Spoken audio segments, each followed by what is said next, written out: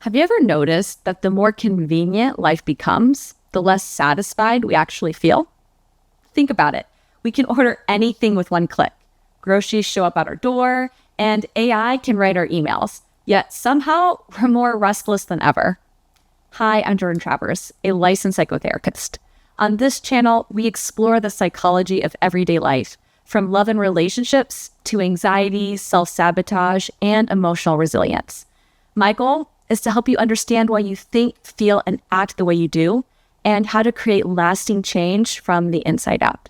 So let's talk about why doing less might actually make you happier. A recent study published in the Journal of Macromarketing might have the answer, and it's surprisingly simple.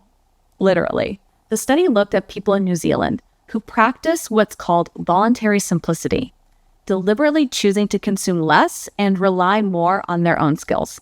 And here's what they found. These people weren't just happier, they also reported a stronger sense of purpose. Notice that word simple, not easy, because there's a difference. Simple doesn't mean convenient. It means stripping life down to what actually matters. The researchers suggest that well-being might not grow in comfort, but in the absence of it, in the space we create when we stop chasing more. Here's the problem. We live in a culture that worships ease. One-click purchases, instant downloads, same-day shipping. Every new feature promises to make life smoother, but that smoothness might actually be erasing something important. The study warns that as our lives become more convenient, our sense of contentment often fades, because convenience doesn't just simplify, it also outsources our effort. And when every challenge disappears, so does our sense of competence and creativity. Researchers divide happiness into two main types: hedonic well-being, pleasure, satisfaction, comfort, and eudaimonic well-being, purpose, growth, and living in line with your values.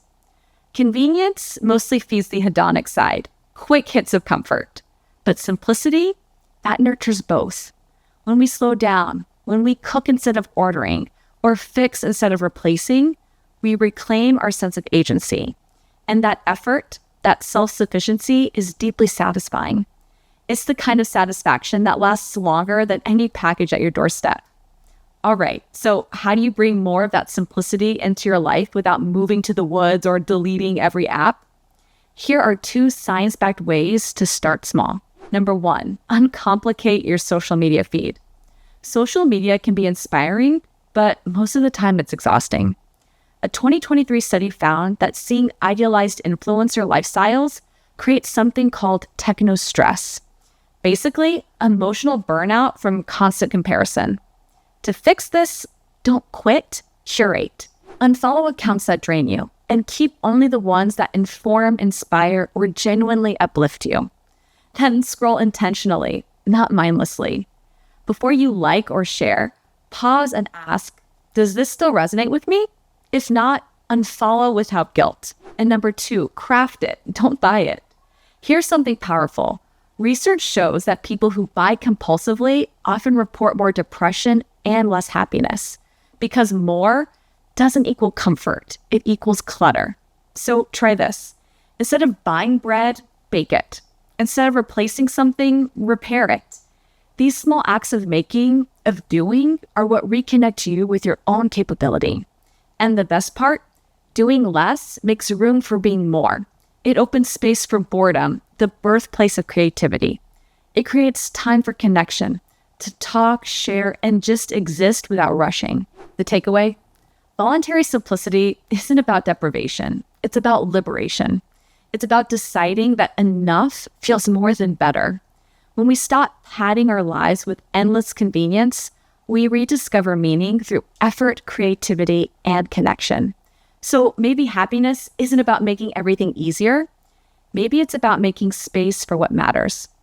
If your life's been feeling a little empty or meaningless lately, try slowing down, not speeding up.